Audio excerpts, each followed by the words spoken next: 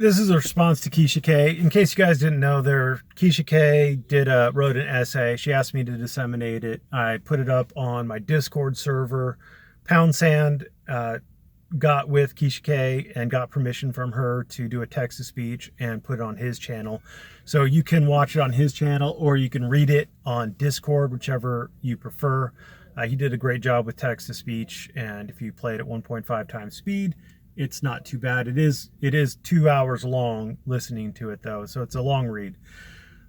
I have two real big issues with it. Number one is the psychological claims that were made in it. Psychological claims are pretty stupid. Don't buy them unless a psychologist or a psychiatrist has actually sat down and conducted a session with somebody, an evaluation with them. Then what you're hearing is bullshit. Psychiatrists and psychotherapists, they can't diagnose people unless they actually have sat them down and conducted an interview with them, an evaluation with them. You can't diagnose somebody accurately by what they put out on the internet. Or you may have remembered that during the 2016 election there was a lot of talk about various illnesses and psychiatric and psychological issues of both Clinton and Donald Trump, and those are all BS.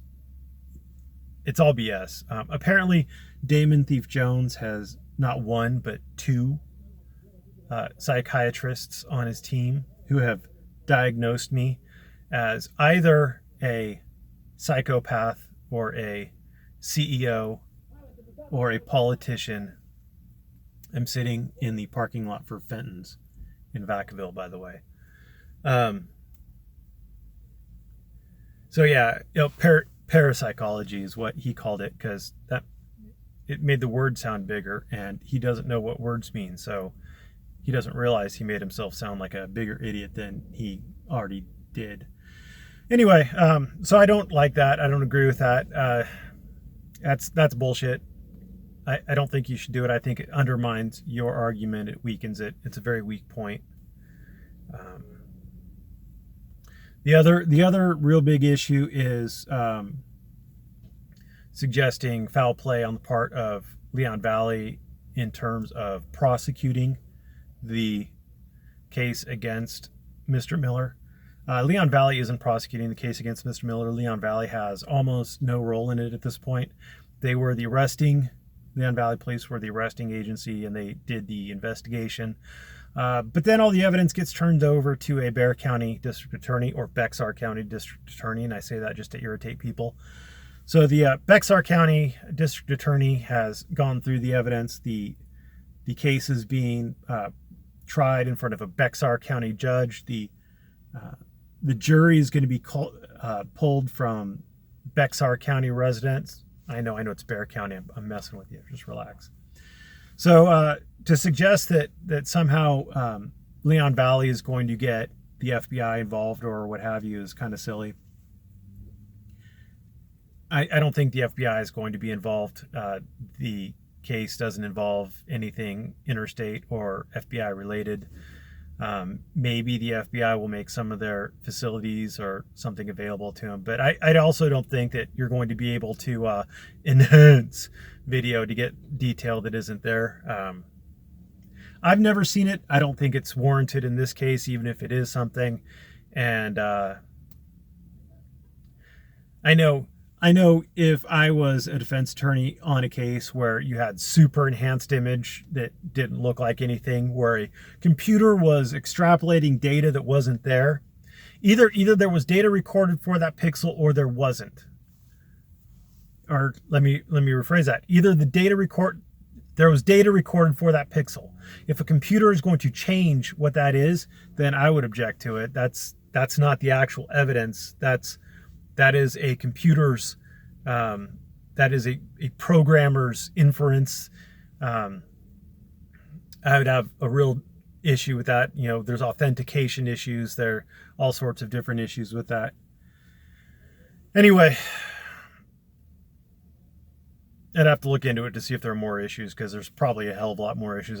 I'm almost positive if they enhance video beyond what data is in the video, that it's no longer evidence.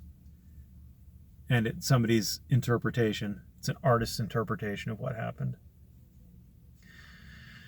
Anyway, I don't think it's, you know, unless there's evidence that we haven't seen, and there may well be. Jack's attorney probably has access to the video that Jack took. It may not be as exculpatory as Jack would have wanted, or knowing Jack, his attorney might not be allowing Jack to access it and remove it, or Jack may not be allowed to access it and remove it, one of the two. Long story short, without knowing all of the evidence that is potentially out there, I would say that it's still going to be a fairly cut and dry case. It's not perfect, obviously, but the prosecution is going to put on video of what every juror is going to look and see as a gun in a holster. You're going to have officers who use Glocks every day, according to Salvaggio. The firearm of choice for Leon Valley is a Glock. So they're going to be testifying that, yes, indeed, that is a Glock. That is a real live Glock. And then you're going to have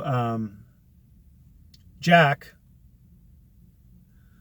whose arrest record probably won't make it in. I would be surprised if his arrest record gets brought in as evidence. But you're going to have Jack, belligerent, bellicose Jack,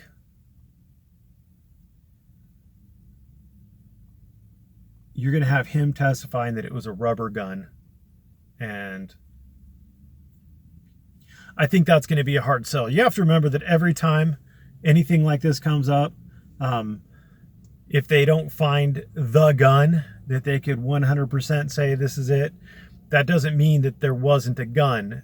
They could still look at the video and say that was a gun, and they could still hear the eyewitness testimony of experts saying that was a gun, that was a Glock. Was it a Glock? Yeah, that was a Glock. What kind of Glock was it? It was a Glock 19. I don't know. But anyway, whatever it was, they can testify to it. They don't have to, rub it against their ball sack or anything to figure out if it's actually a gun. They can look at it and they say, yes, that's a gun, and they can make that determination, and the jury could believe them.